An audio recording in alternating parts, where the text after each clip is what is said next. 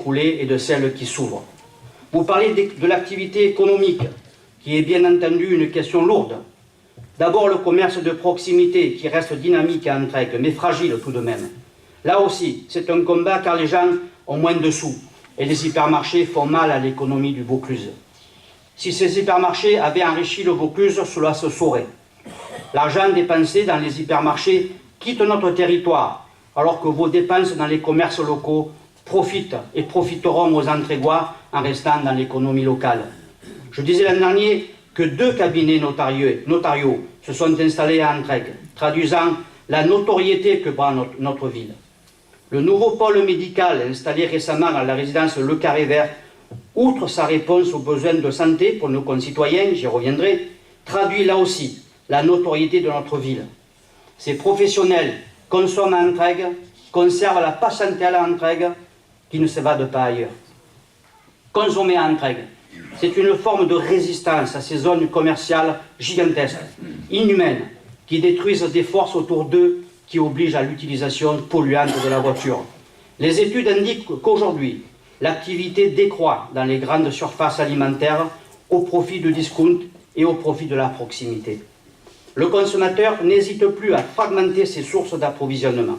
Cela s'explique aussi par une recherche de qualité. Nous devons saisir cette évolution.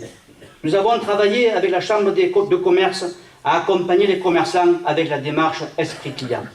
Les commerçants évoluent, savent se remettre en cause. Voyez ces commerces qui développent le bio et des produits locaux, qui décorent leurs vitrines, qui vendent des habits de qualité. Nous devrons réfléchir avec les commerçants pour amplifier les actions en la matière. Nos zones d'activité sont pleines. L'association des entreprises des zones du Plan et du Cauquiou est très active.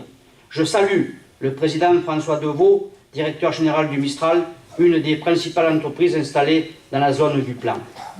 Le complément du centre de stockage de déchets ultime, prévu depuis sa création en 2000, évolue par le schéma régional d'élimination des déchets auquel participent des villes, des associations d'environnement, est en action depuis 2016.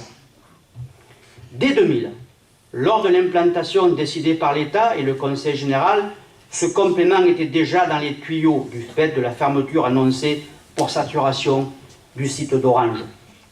Nous veillerons à ce que ce site ne crée pas de nuisance. Nous avons été fermes avec monsieur le préfet qui préside la commission de surveillance. Il fait faire de nombreux contrôles inopinés.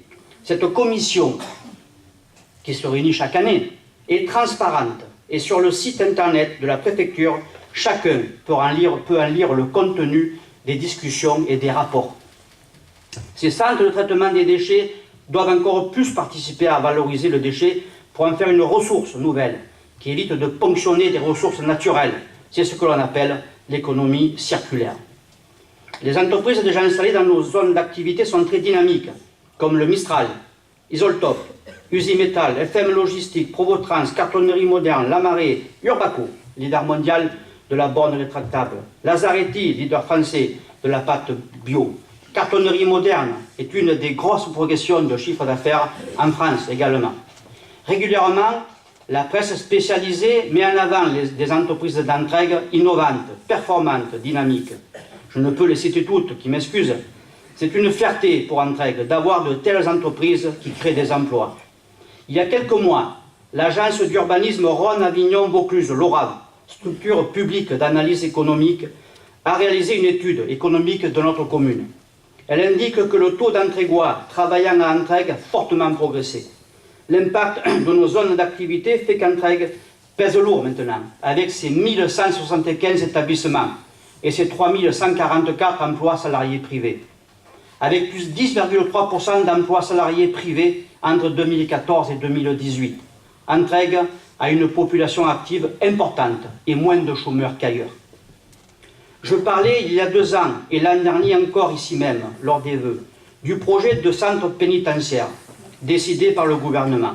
Je vais en reparler encore cette année. Le préfet en place à l'époque, devant mon refus déclaré dans la presse, à la radio et à la télévision, m'a convoqué et m'a dit, droit dans les yeux, « Alors, cette prison, on l'a fait avec vous ou sans vous ?» Il s'agit d'un projet décidé par le gouvernement, dans le cadre d'un plan de construction de plusieurs centres pénitentiaires dans toute la France. Le ministre de la Justice a défendu ce projet, de même que le député de la circonscription. L'État a le pouvoir de réviser ou de modifier le plan local d'urbanisme de la commune, sans l'aval du conseil municipal, dans le cadre d'un projet déclaré d'intérêt public.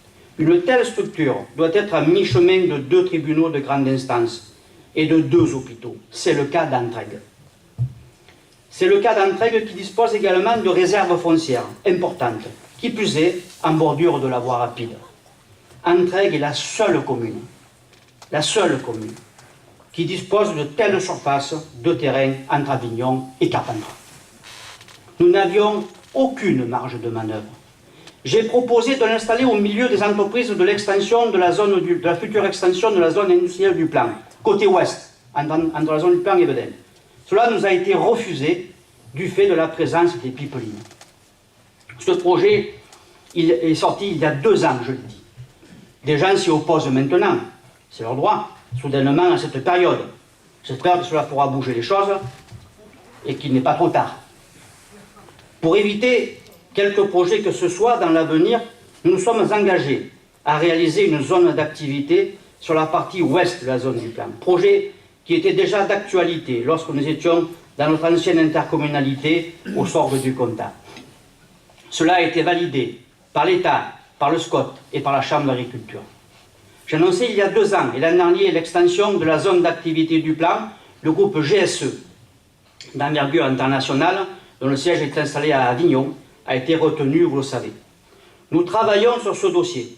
Le Grand Avignon a été retenu par le gouvernement comme territoire d'industrie et soutenu par la région Sud, dans le cadre de l'orientation d'intérêt régional consacrée à la naturalité.